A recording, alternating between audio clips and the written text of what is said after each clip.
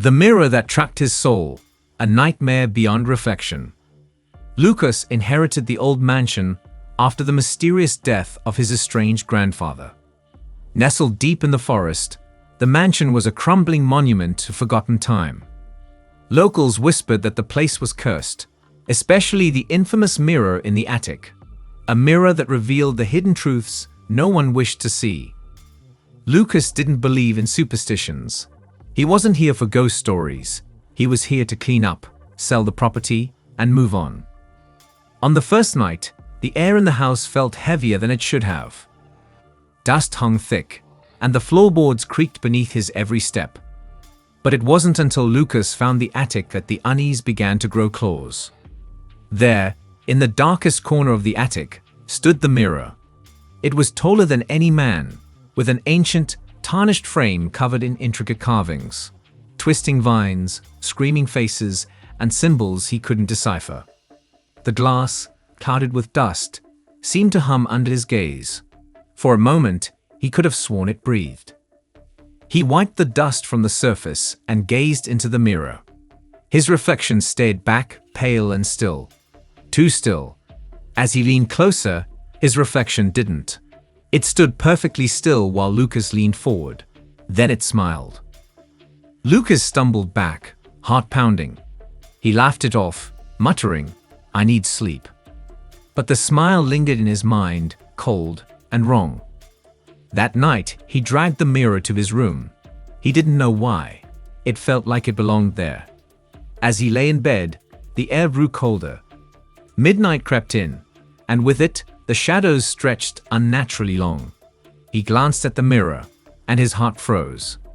His reflection was standing, staring, though Lucas was still lying down. It tilted its head, the smile spreading wider. Lucas sat up, trembling. The reflection remained standing. His breath hitched as it mouthed, without sound. "It's almost time." He threw a sheet over the mirror, trembling, and lay back down. The whispers began, faint, like wind through dead leaves. "Lucas, let us in." He pressed his hands over his ears, but the whispers grew louder. The sheet over the mirror began to ripple, as if something behind it was moving. Morning came, and the sheet lay on the floor. The mirror was uncovered again, its surface pristine, mocking him with its stillness. The nights that followed grew worse. His reflection didn't just stand. It paced, it watched him. And then, it wasn't alone. Dark, twisted figures emerged in the reflection, faceless, with long, clawed hands. They crowded around his reflection, whispering, laughing, their mouths stretched too wide. One night, Lucas screamed at the mirror, "What do you want?" The reflection stopped pacing. It pressed a hand to the glass and whispered, "The truth." The room in the mirror began to decay. The walls rotted, the floor dripped with thick, black liquid. Blood seeped from the ceiling. But in reality, everything remained untouched, except for the stench of death that filled the air. Lucas tried to run. He threw a chair at the mirror, but the glass rippled like water, absorbing the impact.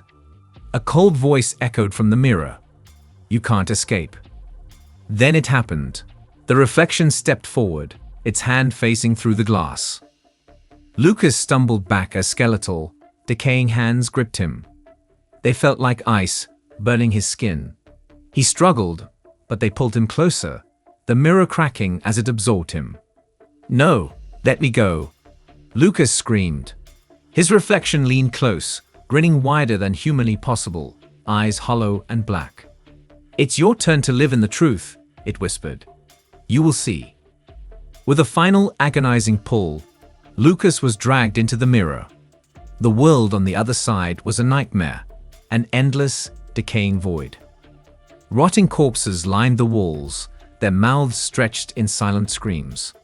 The sky was black, with no stars, only endless darkness. He pounded on the glass, watching in horror as the reflection, no, the imposter, stepped into his world, smoothing its hair and adjusting its smile. It turned to face him, its eyes glowing with malevolence. "I'll take care of your life now," it said softly. "Better than you ever could." Lucas screamed, his fists slamming against the glass, but no one could hear him. And then, the twist he never expected. Behind the imposter in the real world, more reflections began to appear in the broken shards. Dozens, then hundreds, all twisted versions of Lucas, grinning wider, their eyes darker. The imposter's smile faltered. What? What is this? The reflections surged forward, driving the imposter back toward the mirror. "You belong here," they hissed in unison. "With us." The imposter screamed, clawing at the air, as the shards of the mirror twisted into chains, binding it, pulling it back into the void. Lucas watched, stunned, as the imposter was torn apart by the vengeful reflections. But it wasn't over. The glass shattered completely, and the void began to consume everything. Lucas found himself standing in the ruins of the mansion, alone free. But the world around him wasn't the same. The walls were charred, the sky outside a deep crimson, and from every surface, shattered mirrors reflected not him, but the faces of the dead. A cold, familiar voice whispered in his ear, "You escaped one prison, Lucas. Welcome to the next." The ground beneath him cracked open, and he fell, endlessly, into the abyss. The truth had set him free, but at a price. If you enjoyed this terrifying tale, don't forget to hit that subscribe button and turn on notifications so you never miss a chilling story. Your support helps us create even more thrilling content, and we're so grateful to have you with us on this terrifying journey. Thanks for watching, and remember, once you subscribe, the nightmare never ends.